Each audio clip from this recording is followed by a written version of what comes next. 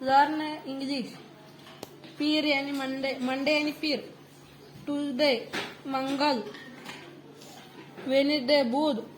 Thursday जुमेरात। Friday जुम्मा। Saturday शनिचर। संडे इतवार। Monday to Sunday.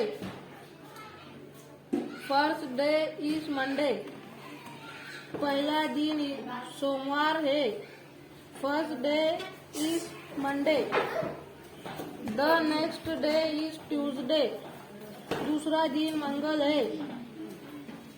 The third day is Wednesday. तीसरा दिन बुध है। Thursday the fourth day. जुमेरात को चौथा दिन है।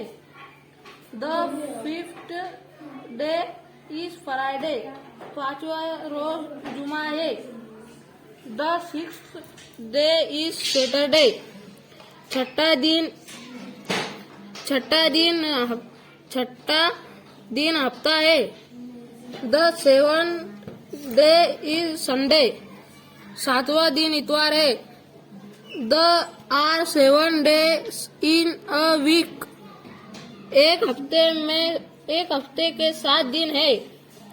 We only work 5 days। हम सिर्फ 5 दिन का काम करते हैं। Yesterday was Saturday. कल हफ्ते का रोज था।